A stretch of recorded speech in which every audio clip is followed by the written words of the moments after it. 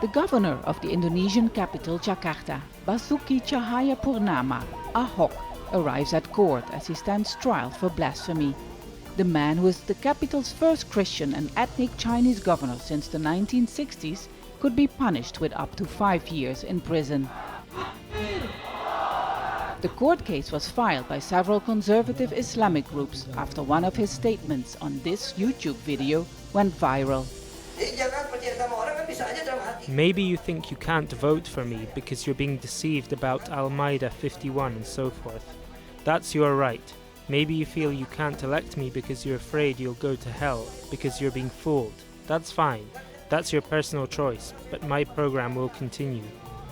Ahok quoted the Quranic verse Al-Ma'idah 51 while introducing an economic program in a village, as he was worried that his political opponents were trying to discourage people to accept his leadership as a non-Muslim by using this verse. His words took hundreds of thousands to the street, leading to the largest protests seen in Indonesian history. The case against him has divided not only Jakarta, but the country as a whole. Indonesia, which has the largest Sunni Muslim population in the world, recognizes 6 religions based on the country's ideology named Pancasila. According to the constitution, they're all equal. But in the past 2 decades, the blasphemy law, dating back to 1965, is increasingly being used against religious minorities. In 2012, a public servant in Sumatra was jailed for 2.5 years after declaring himself an atheist on Facebook. A Muslim cleric received a 2-year prison sentence for preaching Shia teachings. Ahok is running for re-election against 2 Muslim candidates. His supporters claim the accusations are politically driven.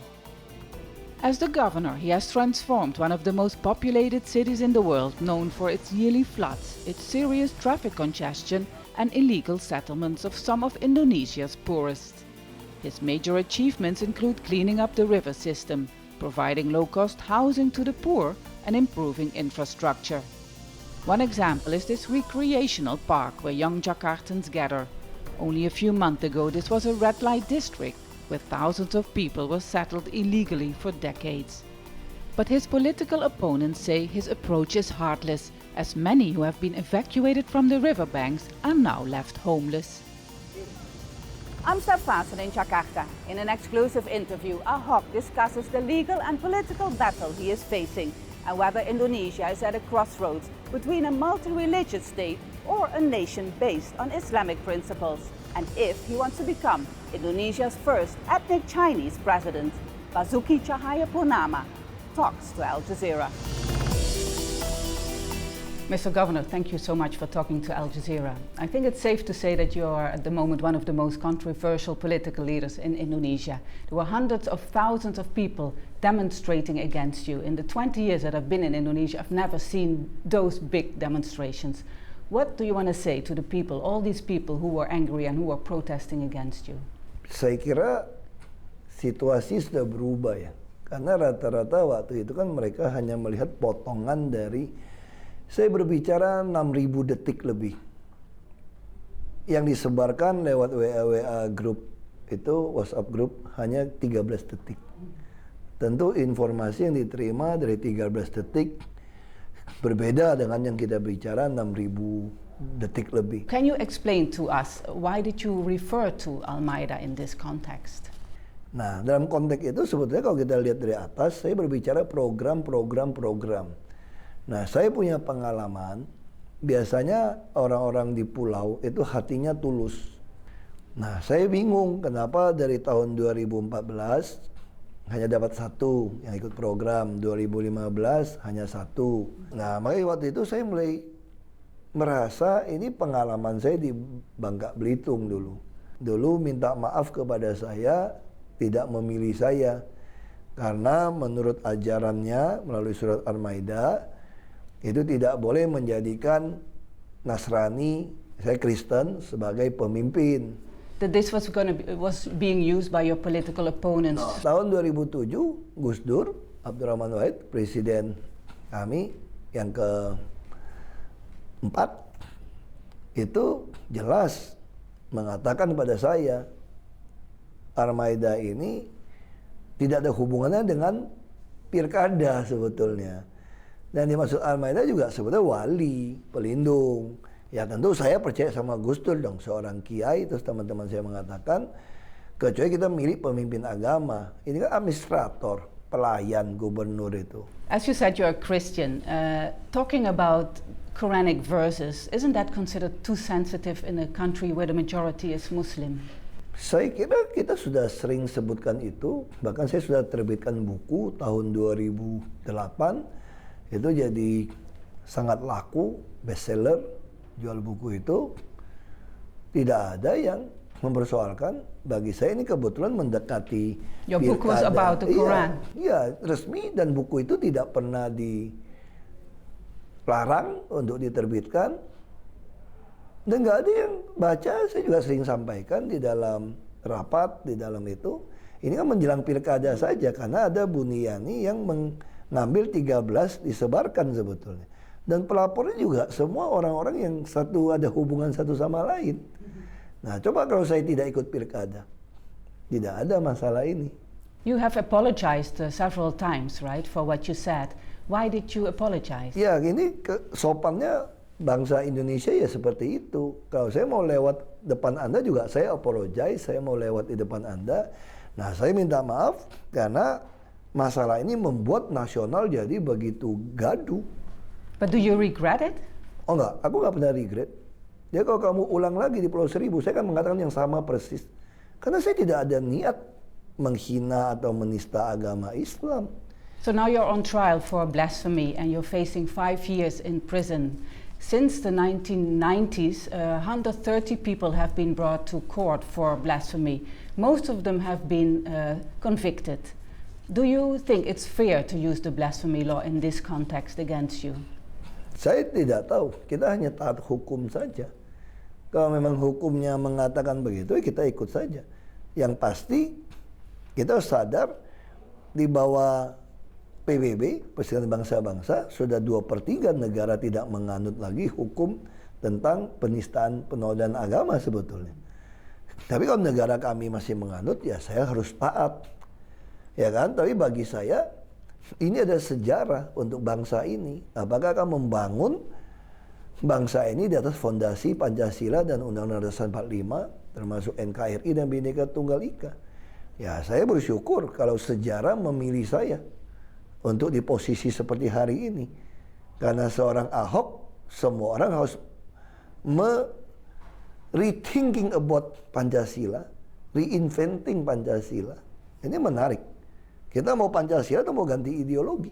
But you say history has chosen you to be in this position right now? Ya. Why? Kalau orang Indonesia suka percaya bilang takdir. Ya kan? Saya tidak ada niat menista agama Islam. Rekam jejak saya jelas, saya baik dengan orang Islam, saya punya saudara keluarga Islam. Bagaimana saya bisa menghina Islam? Saya sekolah SD SMP belajar agama Islam. Saya mengerti ajaran agama Islam, saya belajar. Kenapa saya harus menghina agama Islam? Many people say your worst enemy, even your friends tell me this, your worst enemy is your own mouth. You're considered very blunt, very un-Indonesian blunt. You have basically said Christianity is a silly religion. You have been swearing very bad words on live television. Do you feel that you actually offend a lot of people here in Indonesia by your style, by the way you express yourself? Ya tergantung gitu loh. Menurut saya memang sebagai pejabat publik kita tidak perlu bicara yang kasar. Tapi anything else ketika that is mengatakan bad. sebuah kotoran, di kampung saya biasa menyebut itu. Tapi now you're the governor of the capital. Ya sudah, makanya karena Anda menuntut seperti itu, saya sebagai pelayan yang baik, kalau tuannya ingin saya tidak melakukan itu, saya tidak lakukan. Are you aware that you create a lot of enemies because of that? Enggak juga. Kalau bilang create all enemies, saya juga nggak punya pendukung dong. Persoalannya memang saya kadang-kadang lupa saya pejabat publik. Karena saya hanya merasa saya aktivis yang bekerja, menolong rakyat. Saya juga geram, lihat kemunafikan, korupsi di mana-mana. Saya juga geram. Apalagi berlindung pakai agama, saya geram. But the outcome of all this is that Indonesia at the moment is pretty much divided between, especially Jakarta, but also even beyond Jakarta, between people who support you and people who don't like you. Do you think that your role has become a divider for Indonesia? Makanya sebetulnya ini pertanyaan yang sebetulnya nggak cocok. Kalau saya hubungkan dengan ini nanti orang tersinggung lagi. Saya mau tanya pertanyaan yang sangat natural. Ketika Tuhan mengutus seorang nabi ke dunia, itu divide or united. Semua nabi yang datang dimusuhin. Saya tidak mengatakan saya nabi. Saya hanya mengatakan kita ini sudah mengorbankan banyak nyawa, banyak darah dari pahlawan-pahlawan kita. Memasang fondasi Pancasila. Undang-Undang Dasar 45, Bhinneka Tunggal Ika. Negara Kesatuan Republik Indonesia. Ketika saya ingin ini dibangun rumah Pancasila, saya bukan divide, saya unity dong. But what do you do, for example, to get the people who actually were protesting against you, who are criticizing you, to unite them back with you, basically, to make peace? Ya bagi saya sederhana saja.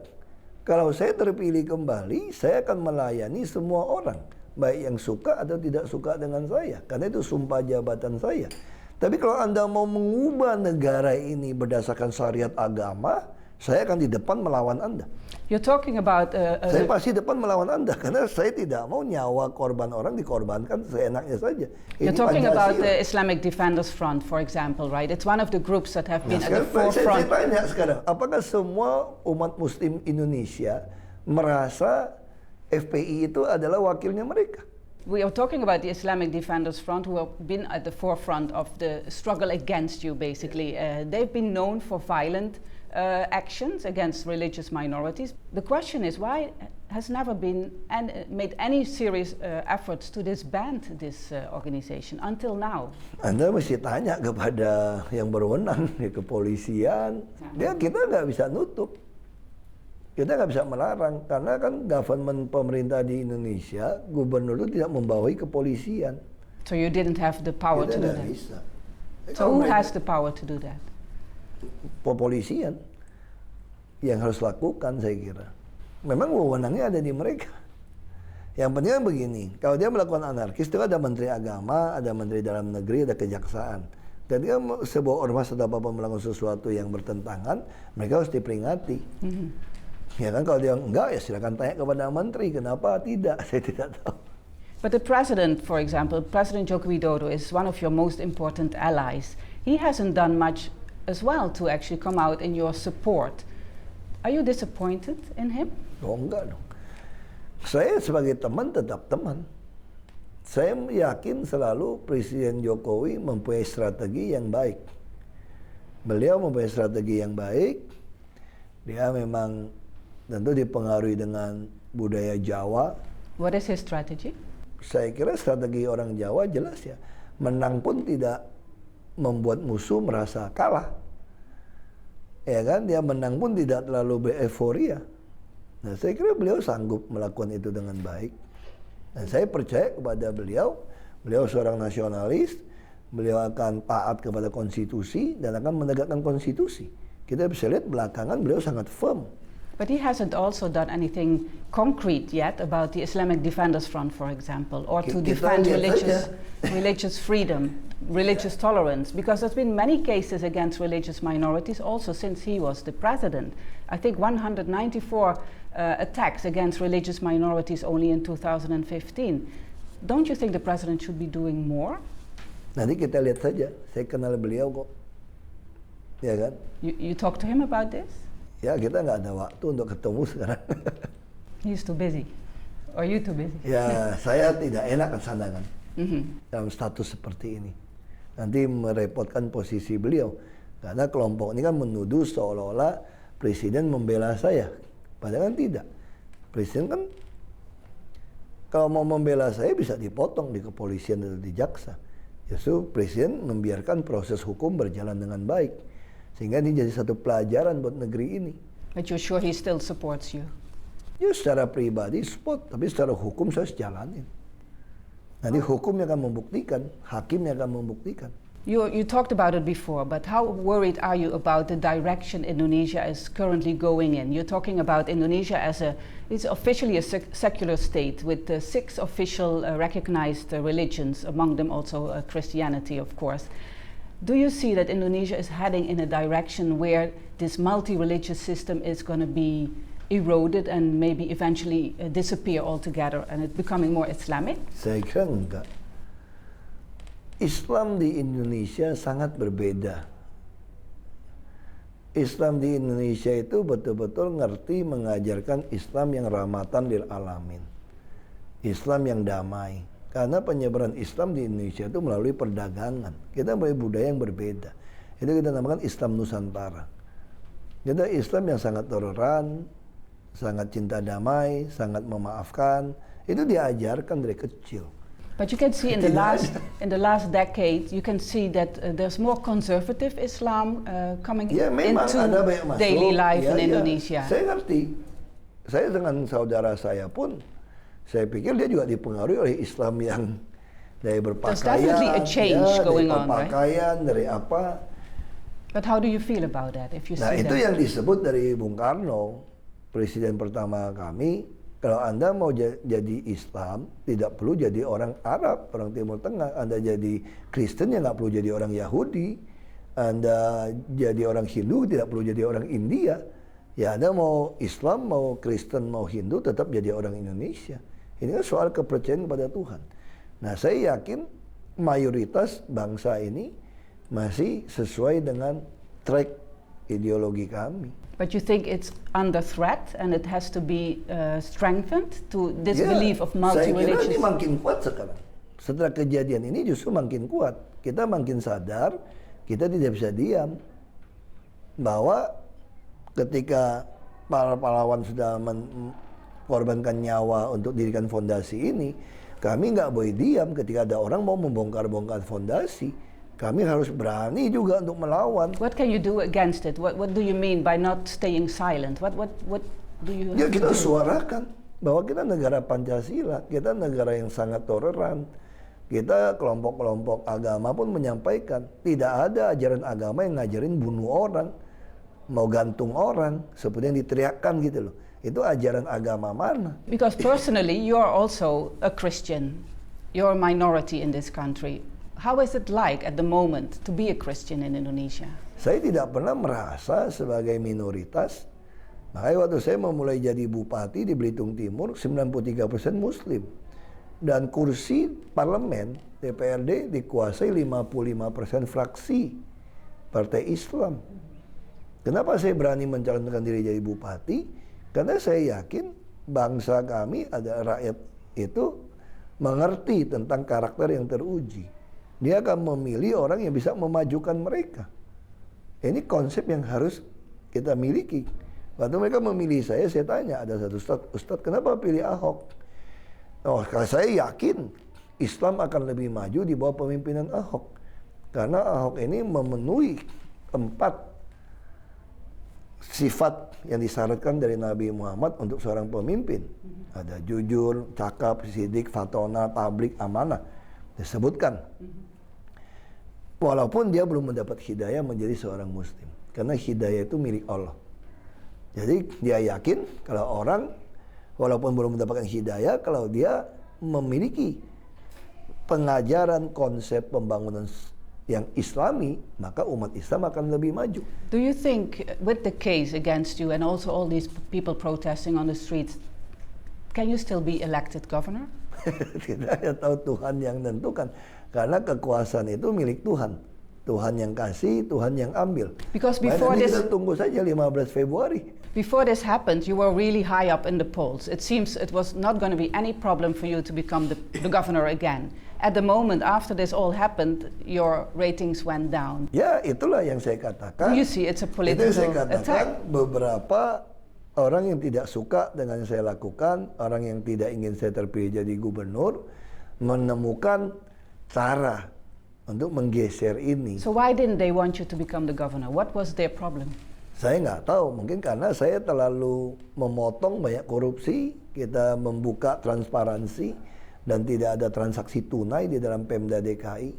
Dan kita memotong. So you made a lot of enemies among the people who were corrupt? Yeah, some say like that. So, but you still are hopeful that people will, despite this case, will still vote for you? Ya, saya percaya saja kalau nanti kita buktikan di sidang, saksi pelapor banyak yang palsu, dan mereka saling ada berhubungan dengan FPI, tentu masyarakat akan berpikir ulang. So it's all political, you think? The Ya, attack saya against kira you is kalau political? kemarin kalau saya mundur, memang ada permintaan kalau saya tidak mau ribut kasus ini, saya mundur saja dari pencalonan, maka beres. So you didn't think Ya, about it? saya sih tidak ikhlas kalau Jakarta harus ditinggalkan ke orang-orang yang harapkan saya mundur. Why? Why was it? That would be the easiest Ya, option. kenapa? Hanya karena takut di fitnah kita harus mundur melakukan pekerjaan besar untuk rakyat. You're not only Christian, but you're also ethnic Chinese. A lot of people also in the Chinese community are very worried about the situation right now because there's growing anti-Chinese sentiments. Because some of them say maybe it's better Ahok stands down because it gives us trouble. How do you feel about that? Itu kalimat bukan saya dengar sekarang, sudah saya dengar sejak tahun 2004, 2005. Do you understand where these anti-Chinese sentiments come from? Because a lot of people here feel, of course, the Chinese own a lot of money, a Ini lot of udah dari business. zaman Belanda. So the sebetulnya. gap is very Dari zaman big. Belanda. Itu kan pemisahan. Ini memang diteruskan oleh beberapa oknum pemerintah pejabat kita. But do you think you can close that gap between the rich Chinese and the people who feel Yeah. jealous or envious about? Ya, tugas kami kan mengadministrasi keadilan sosial sebetulnya. Makanya saya sangat sosialis berpikir karena Pancasila itu adalah sosialis kalau kita berpikir. Nah, saya yakin kalau orang bawah ditopang, disubsidi dengan pajak yang orang kaya ini, maka ini akan menghilangkan gap ini. One problem with that is there's a lot of criticism on your eviction policies in Jakarta. You have cleaned the riverbanks basically because of the yearly floods in Jakarta. So there were a lot of slums, and these people have been moved to low-cost apartments, but many of them have not gotten a new house and they're now homeless. So people have called this policy quite heartless. What can you do for these people? Sebetulnya How do you kalau data itu respond? nggak betul. Kami tidak mungkin melakukan relokasi sebelum apartemen low-cost apartemen selesai. Ya tidak benar kalau bilang nggak dapat rumah. Itu adalah orang-orang yang tidak KTP di sini. Tapi kalau dia KTP di sini pasti dia dapat. Not all of them. Not all of them, they don't want. Nah sekarang pertanyaan saya, kalau kamu kita pindahkan ke sana, kamu tidak mau, saya nggak bisa maksa. I heard from some reliable sources that you're nominated to have the Nobel Peace Prize this year. Do you feel you deserve it? Ya, saya juga dengar dari beberapa berita, saya lihat ada website orang bilang Ahok for Nobel gitu ya. Nah, saya merasa sebetulnya saya nggak pantas untuk terima Nobel ini. Masih banyak kayak misalnya Pak Syafi'i Ma'arif, yang bekas yang Ma'arif Institute, masih ada Gus Dur sebetulnya. You mean Islamic leaders in Iya, Indonesia? jadi masih banyak sekali leader-leader yang menunjukkan pluralisme untuk memperjuangkan, misalnya Ibu Megawati, ya kan, kita lihat juga ada banyaklah pemimpin partai kita yang memperjuangkan itu semua. Ya So kan, you're ada not the Pak right Surya, person, you Pak- think? Ya, saya kira saya terlalu junior ya untuk dinominasikan seperti itu. Tapi ya tentu kita menghargai kalau ada orang menominasi seperti ini. Artinya kita sebagai bangsa Indonesia ada nominasi untuk Nobel. Because that would Saya be the juga first tidak tahu time. sudah diterima atau tidak, saya tidak tahu. Your political career, where is it going after your, suppose you're going to be elected governor in February?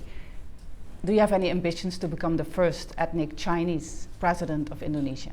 Saya tidak pernah masuk ke politik dengan ambisi mau menjadi the first ethnic Chinese. Itu kan istilah orang kepada saya. Saya masuk ke politik karena saya tidak sanggup lagi menolong orang miskin. So the question is, do you want to become Kuncinya sederhana. the president of Indonesia? Kalau ada orang yang baik jadi presiden untuk memenuhi keadilan sosial, saya tidak mau jadi presiden. Tapi kalau tidak ada orang yang mau mewujudkan keadilan sosial, yang mau membangun rumah Pancasila, harus jadi presiden, saya mau jadi presiden. Bukan karena sebagai etnis Chinese-nya, tapi dalam rangka untuk mewujudkan keadilan sosial sesuai cita-cita proklamator. Itu yang mau saya lakukan. Next time, next election or? Saya tidak tahu. Saya sampai katakan kalau ada orang sudah baik, kayak Pak Jokowi sudah jadi presiden yang baik, buat apa saya jadi presiden? Buat apa? Thank you so much, Mr. Governor, for talking to Al Jazeera. Thank you so much. Sama-sama. Thank you.